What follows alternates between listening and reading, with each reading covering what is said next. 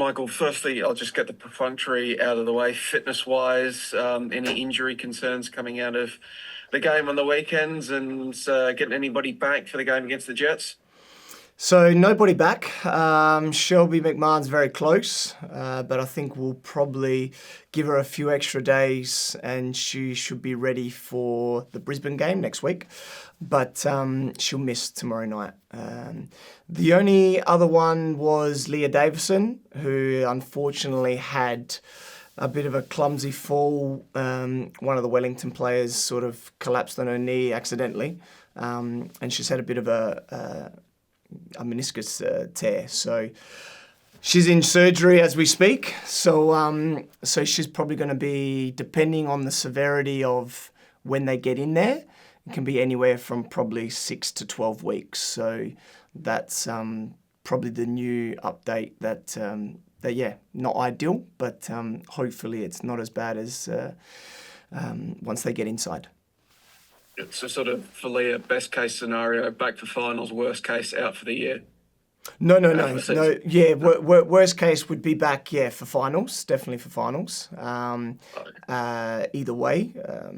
But yeah, hopefully it's only a minor clean out and they can get in, clean up the pieces that are a bit frayed, and then she could be back in, 5, 6, 7 weeks around there, give or take, depending how things track. So, we'll find out later this afternoon. Wow. I'll also ask you, mate, you played Wellington on the weekends, second time you've seen them in, I think, about a month or so. Weren't too happy with the way that you played them the last time. Now that you got the point of comparison, do you think you have improved since the last time and you saw better on the weekends? Yeah, definitely. I think we expected them to play exactly how they did. I think the first half we managed the game extremely well and imposed our style and played very well. I think we played extremely well in the first half. And I think deserved to be a couple of goals up, which we were. Second half, we knew they'd come at us and they're a very powerful side and they threw extra numbers forward, which was hard to deal with. But I think we managed the game extremely well. So we probably didn't play our best football with the ball, but I think in how we managed the match was really good. And unfortunately, we conceded in the 90th minute, which then made the last 5-6 minutes a bit of chaos. But I think until then, we were relatively in control. There was obviously a month ago that you got that first loss in God knows how long to Canberra. Since then, you've rattled off 4 games unbeaten, I guess, and you've gone top of the table. Are you satisfied with the response of your group, and do you feel like you're starting to hit your straps now that you got 8 games plus Asia under your belt?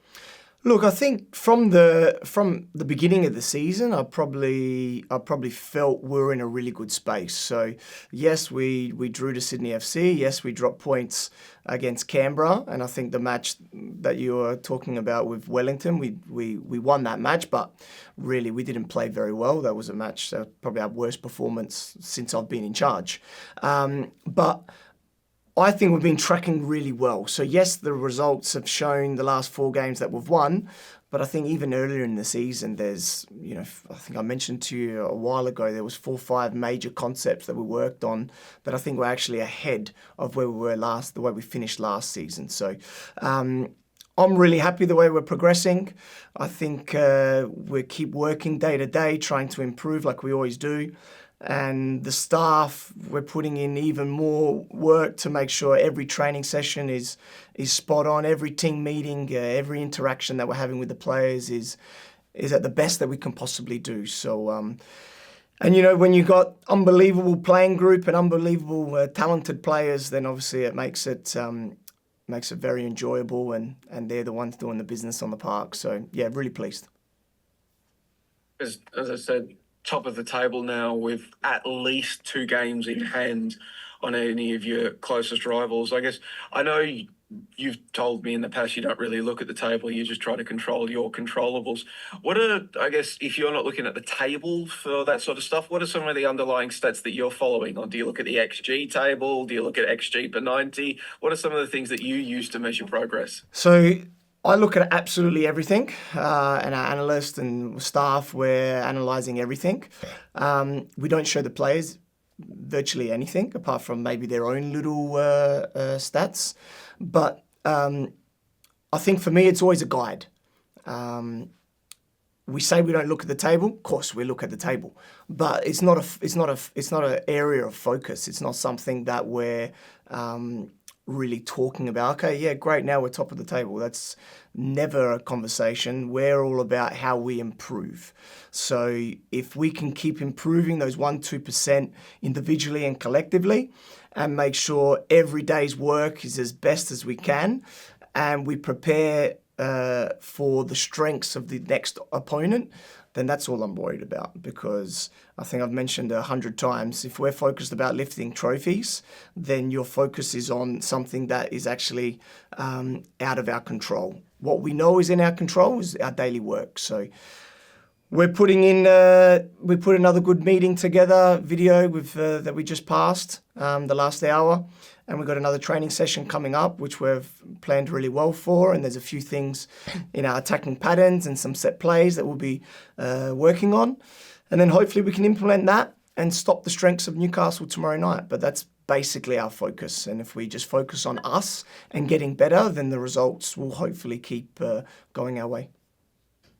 Well, I guess on the Jets, what are some of the strengths of theirs that you need to negate tomorrow night?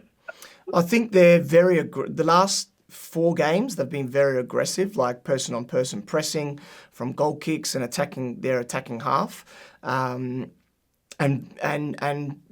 putting teams under a lot of pressure. So if you talk about stats, they're actually number 1 in pressing actions. So we know we're going to come up against a team that's going to put us under the pump, and how we play through that, or around that, or over the top of that, are obviously the 3 different ways you can break that down. So we've touched on that, we've worked on that, we've seen the video clips of what they've done. Maybe they come and do something totally different, I'm not too sure, but we've prepared for what they've been doing lately. And I think they're very brave in how they play. They like to push the ball around like us. They like to attract pressure and play through teams as well, especially centrally. They like to play through. So, if they want to do that, we're going to be pressing them as well, like we do every side, and it should be a good battle. Because obviously, we saw with Lancaster's goal to beat Sydney earlier in the week, they do have players that will shoot from anywhere. Of course, Molina Ayers up top as well. Does that sort of inform how you look to play defensively? It's not just about shutting down space in and around the penalty area. You also have to be closing down 10, 15 yards outside the penalty area. Yeah, but I think the big point is how they get those players free in those areas is because they take risks. Is because they play out from the back, is because they attract pressure. So, and that's the only reason why you would play out from the back. You try and play out from the back to attract pressure, to break through, to create space higher up the pitch, to have these scoring opportunities, or to when you get to crossing or cutback areas, there's less defenders. Otherwise, why would you take the risk to try and play out? You just kick it long. But by kicking it long, everyone's deeper, everyone's more compact, there's more players on the edge of the box, there's more players in the box for when you're crossing and cutbacks. So I think they got into that scoring opportunity because they took the risk and they played 3-4 really nice passes, broke through Sydney, and then had that space. And then when you got the quality of the player, that, like you just mentioned, and they do have a few good players that can score some nice goals, then yes, from there we need to defend better, because you can't prevent a team from breaking through every single time. It's eventually going to happen. But what you do from there onwards, how you defend, how you delay to get other players behind the ball, are all different defending concepts that we continue to look at and work on. So, but yeah, if we talk about why they got that shot, I think because they're brave and they try and play through sides. And I guess on the flip side, any particular strength of yours that you'll be looking to emphasise or you think will be of extra import against the Jets? Look, there's 6 main moments of the game. We work on all 6 of them. We try and then every match you use all 6. And some games you use more than others, but really we need to be masters at all 6. And I think that's something that we've been able to do extremely well, hence why we've been really consistent. And like last week against Wellington, our build-up with the ball was super in the first half. But then in the second half, when we weren't quite in control, our defensive principle and how we counter-attacked was super. So that was, we don't like defending and being out of possession for nearly the whole half. But if we have to, we're able to do that extremely well. So we have a number of strengths. We have a number of individual quality players that can change a game on their own. And I think that's the beauty of this squad.